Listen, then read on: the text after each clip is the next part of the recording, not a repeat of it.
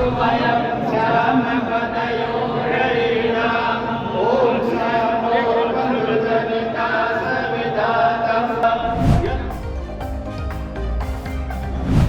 आदमी पार्टी के कोई है क्या एमएलए? तो फिर वो विधानसभा में कैसे भूमिका निभा रहे हैं? पूरे हिंदुस्तान और पाकिस्तान में एक नूह जिला ऐसा था जहां 1947 में भी हिंसा नहीं हुई। जी, झज्जर बहुत साल बाद आना हुआ, बहुत समय के बाद। आज ये युवा बच्चों ने ये एक ब्लड डोनेशन कैंप रखा था हुड्डा साहब के जन्मदिन के लिए। शुभकामनाएं हैं उनकी तरफ से और मैं दिल की गहराइयों से उन सभी का धन्यवाद करती हूँ जिन्होंने ये आयोजन किया और जिन्होंने आज ब्लड डोनेट किया। मेरा ये मानना है कि रक्तदान से बड़ा दान कोई दुनिया में होता नहीं है। जब एक माँ भी बचपन में अपने बच्चे को दूध पिलाती है तो कहीं ना कहीं उसके मन में ये एक आशा होती है कि बुढ़ापे में मेरा ध्यान रखेगा। लेकिन एक ब्लड डोनेटर जो होता है, जब वो ब्लड डोनेट कर देता है, वो ब्लड किसको चढ़ेगा वो वापसी में कोई उम्मीद नहीं रखता। तो इससे बड़ा कोई दान नहीं, क्योंकि वो ऐसा दान करता है कि वापसी में किसी चीज़ की उम्मीद नहीं रखता। तो ये एक बहुत अच्छा कार्य है। मुझे लगता है किसी भी शुभ काम को मनाने के लिए हम इधर उधर फिजूल खर्ची करें, उससे अच्छा इस तरीके से ये एक ब्लड डोनेशन का कैंप हुआ है और ये जो इकट्ठा हुआ ब्लड ज़रूरतमंदों के काम आएगा। बहुत सराहनीय कार्य है। मैडम, आप हुड्डा साहब के कदम मिलाकर कल चलती रहेंगी। आने वाले चुनाव में आशा हुड्डा की क्या भूमिका होगी? कि आपको चुनाव लड़ने की संभावना है या पीछे से बैकडोर से ही आप उनका साथ देंगे? ऐसा है, उनका बैकडोर से नहीं, उनके साथ तो मैं हूँ ही। आप बैकडोर क्यों कहते हैं?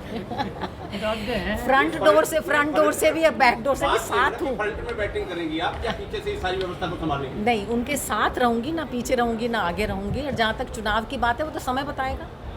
तो इसको संभावनाओं में हम ले सकते हैं कि अब की बार क्या? मैं संभावनाओं में विश्वास नहीं करती।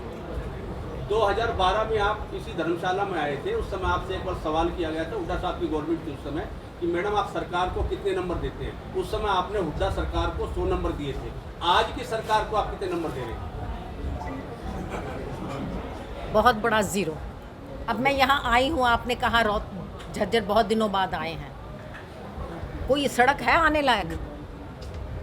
मेरे ख्याल से जब कहीं झज्जर, मैं रोहतक जाती हूँ ना, तो मुझे रात को कमर दर्द की गोली लेकर ही लेटना पड़ता है। सड़क ढूंढने से नहीं मिलती, केवल और केवल गड्ढे हैं। बनी हुई सड़क के ऊपर रिपेयर का काम नहीं कर सके, नई सड़क तो क्या बनाएंगे? ऐसी सरकार को मैं क्या नंबर दूँ? आप ही बताइए। आप तो रहते हैं झज्जर में, मुझसे बेहतर आप जानते हैं झज्जर के हालात। मुझे आप झज्जर में कोई एक अच्छी सड़क दिखाइए जहाँ 3 किलोमीटर कोई गड्ढा नहीं है, 2 किलोमीटर कोई गड्ढा नहीं है। तो मैडम ये 2 किलोमीटर सड़क अच्छी है, मैं इस सरकार को शायद 100 में से आधा नंबर दे दूँ। झज्जर ने तो कांग्रेस पे विश्वास कर रखा है कि आपके साथ विधायक। लेकिन जब विधायक कोई भी हो, ये जिम्मेवारी तो सरकार की है ना। अगर विधायक ऑपोजिशन के यहाँ बैठे हैं तो क्या वो सरकार यहाँ काम नहीं करेगी? ये जिम्मेवारी तो आज के दिन सरकार की है कि जो इंफ्रास्ट्रक्चर अच्छा हो। आपने विकास की बात की, विकास नहीं हो पा रहा, लेकिन आम आदमी पार्टी के नेता कहते हैं कि इतना सब कुछ होने के बावजूद भी विपक्ष की भूमिका जो है वो आम आदमी पार्टी बाहर रह करके निभा रही, विधानसभा में कांग्रेस पार्टी नहीं निभा पा रही। आम आदमी पार्टी के कोई है क्या एमएलए? तो फिर वो विधानसभा में कैसे भूमिका निभा रहे हैं? उनका कोई पार्षद नहीं है, उनका कोई विधानसभा में सदस्य नहीं है। और पिछले 2-4 महीने से प्रेस कॉन्फ्रेंस करके अगर विपक्ष की भूमिका निभाई जाती हो तो ये तो बड़ा आसान तरीका है। ये जो कांग्रेस के विधायक हैं, कांग्रेस के वर्कर हैं, पिछले 4.5 साल से सड़कों पे घूम रहे हैं। चाहे वो विपक्ष आपके समक्ष कार्यक्रम हो, चाहे भारत जोड़ो कार्यक्रम हो, चाहे कहीं बैठ के ग्रीवेंसेस सुननी हो, ये निभा रहे हैं असली विपक्ष की भूमिका। ऐसा मेरा मानना है। बाकी आप लोग पत्रकार तो बुद्धिजीवी होते हैं, प्रबुद्ध जन हैं, आप लोग मुझसे बेहतर जानते हैं कि आप पार्टी ने कितना विपक्ष का कार्य किया है, कितना नहीं। मैंने तो उनको कभी देखा नहीं पिछले 4.5 साल। आने वाले समय में कितना मान रहे हैं कि सरकार कांग्रेस की आ रही वो 100%। अगर आप सरकार कांग्रेस की बात कर रहे हैं, चुनाव की अगर बात करते हैं, पहले संभावना है लोकसभा चुनाव की। जी, तो लोकसभा चुनाव में आप 10 से कितने? देखिए मैं गिनती पे नहीं जाती, पर आपको तो पता है पिछली बार तो एक भी सीट नहीं थी, तो उससे बहुत बहुत अच्छा प्रदर्शन रहेगा। बीजेपी के सांसद ये कहते हैं कि भी रोहतक लोकसभा में बहुत ज़्यादा विकास हुआ है भाजपा सरकार। जी क्या देखेंगे? हाँ, हुआ है ना विकास। सड़कों में गड्ढे हो गए जो नहीं थे, बहुत मेहनत लगती है, बनी बनाई सड़कों में उन्होंने गड्ढे करवाए हैं। लॉ एंड ऑर्डर ज़ीरो हो गया है, बहन बेटियां सुरक्षित नहीं हैं, युवाओं को रोज़गार नहीं है, यही विकास हुआ। देखिए, मेरा आप किसी पे व्यक्तिगत कमेंट करने के लिए मुंह ना ही खुलवाएं तो अच्छा है। वो एक हादसा नहीं था। जो जनसंवाद कार्यक्रम जो मैं तो टीवी या सोशल मीडिया के ज़रिए देखती हूँ, अगर मैं कोई दुखी महिला अगर हरियाणा से रहने वाली हूँ, मैं शायद उस जनसंवाद कार्यक्रम में जाके कभी भी अपनी प्रॉब्लम नहीं बताऊँ जो रवैया आज के मुख्यमंत्री का है। यानी कि आप कहना चाहते हैं कि कहा ही नहीं, ऐसा मेरा मानना है। ये मेरा व्यक्तिगत राय है। वहाँ जाके सिवाय ह्यूमिलिएशन के किसी को कुछ नहीं मिला आज तक इस तरीके का। जी, पूरे हिंदुस्तान और पाकिस्तान में एक नू जिला ऐसा था जहाँ 1947 में भी हिंसा नहीं हुई। महात्मा गांधी जब पूरा देश हिंसा में जल रहा था, नू में वहाँ हिंदू और मुसलमान भाइयों ने एक भाईचारे की मिसाल कायम की। खुद महात्मा गांधी वहाँ गए और उन्होंने उसके बाद, मैं आदर से नाम लेना चाहती हूँ सिर झुका के, मेरे ससुर चौधरी रणवीर सिंह जी की ड्यूटी लगाई थी कि आप भी वहाँ जाइए, देखिए कुछ ना हो। 1947 में वहाँ पूरी की पूरी शांति रही थी और आज आज़ाद देश में जो वहाँ हालात हुए हैं, इससे ज़्यादा दुर्भाग्यपूर्ण बात कोई नहीं हो सकती। आदरणीय चौधरी भूपेंद्र सिंह हुड्डा जी के जन्मदिवस के अवसर पर आज हमारे युवा साथियों ने ब्लड डोनेशन कैंप लगाया है। मैं समझती हूँ रक्तदान महादान है और आज इसमें मुख्य अतिथि के रूप में मैडम आशा हुड्डा जी यहाँ पर आई हैं, जो कि पूर्व मुख्यमंत्री चौधरी भूपेंद्र सिंह हुड्डा जी की धर्मपत्नी हैं। हम ऐसी आशा और उम्मीद करते हैं, इस बार हम पूर्व मुख्यमंत्री कह रहे हैं, अगला जो ब्लड डोनेशन कैंप होगा, मुख्यमंत्री चौधरी भूपेंद्र सिंह हुड्डा जी के नेतृत्व में जो सरकार बनेगी, मुख्यमंत्री के तौर पर उनका ये ब्लड डोनेशन कैंप होगा। और हम चाहेंगे मैडम आशा हुड्डा जी पूर्व मुख्यमंत्री की पत्नी के तौर पर नहीं, मुख्यमंत्री जी की पत्नी के तौर पर यहाँ पर आएंगी और हम इनका स्वागत करेंगे। मैं सभी युवा साथियों को बहुत बहुत धन्यवाद, बधाई देती हूँ कि उन्होंने जन्मदिन को हर्षोल्लास मनाने के लिए ये जो रास्ता आज अपनाया है, ब्लड डोनेशन कैंप। हमारे ये सभी युवा साथी यहाँ पर आकर जो है ब्लड डोनेट करते हैं, और वो चाहे दीपेंद्र हुड्डा जी का जन्मदिवस हो या कोई शहीदी दिवस हो या आदरणीय चौधरी भूपेंद्र सिंह हुड्डा जी का जन्मदिवस हो, उस पर हमेशा ही इस तरह से हमारे जितने भी नेता हैं उनके उस पर ये रक्तदान का जो है शिविर का आयोजन करते हैं। मैं सबको बधाई और शुभकामनाएं देती हूँ और हमारे लिए सौभाग्य का विषय है कि आज मैडम आशा हुड्डा जी हमारे बीच में आई। इससे और ज़्यादा हमारे सभी साथियों में उत्साह बढ़ा है।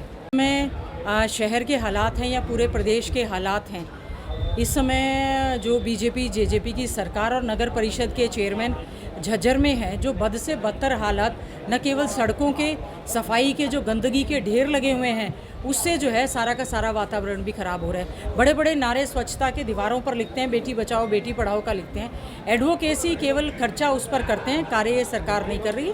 पूरी तरह से मैं समझती हूँ ये सरकार पूरी तरह से फेल है। कल जो है नगर परिषद झज्जर में पंडित श्री राम जी के पंडित श्री राम पार्क, जो स्वतंत्रता सेनानी उनके नाम से पार्क में जिस तरह से सरकार ने खुला करप्शन का खेल खेला है, सांसद भाई दीपेंद्र हुड्डा जी ने भी इस विषय को उठाया, हमने विधानसभा में उठाया।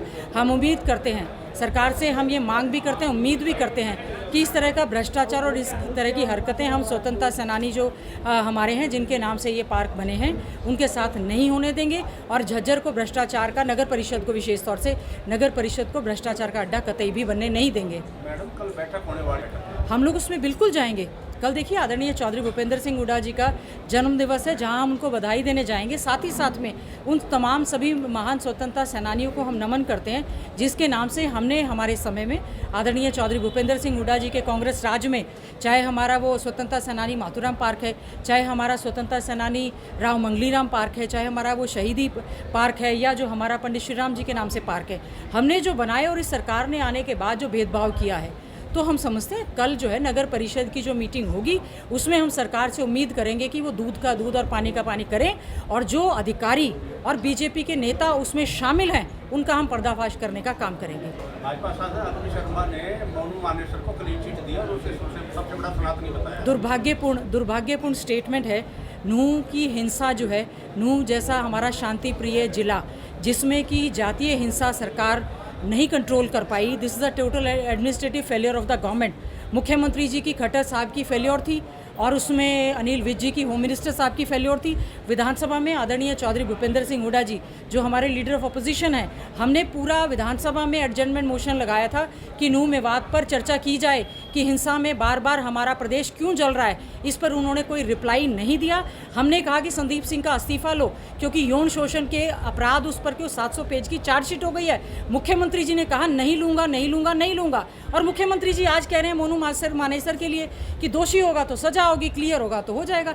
ऐसे ही उनके सांसद हैं, ऐसे ही मुख्यमंत्री हैं। हमें इस सरकार से, बीजेपी जेजेपी से, ना बहन बेटियों को, ना युवाओं को, ना व्यापारियों को, ना कर्मचारियों को, ना दलितों को, ना आम नागरिक को, हमें इनसे कोई उम्मीद नहीं है। हम समझते हैं आज चौधरी भूपेंद्र सिंह हुड्डा जी के नेतृत्व में कांग्रेस पार्टी मजबूत है और आने वाले 2024 में जो हमारा लोकसभा का चुनाव होगा और विधानसभा में चुनाव होगा, इनका पूरी तरह से पूरे देश में और प्रदेश में सफाया होना तय है। हमारा जो प्रदेश के संगठन के गठन की प्रक्रिया चल रही है उसमें सभी से राय ली गई है। सभी से राय से हम समझते हैं अति शीघ्र कांग्रेस पार्टी का जो संगठन है उसका गठन हो जाएगा।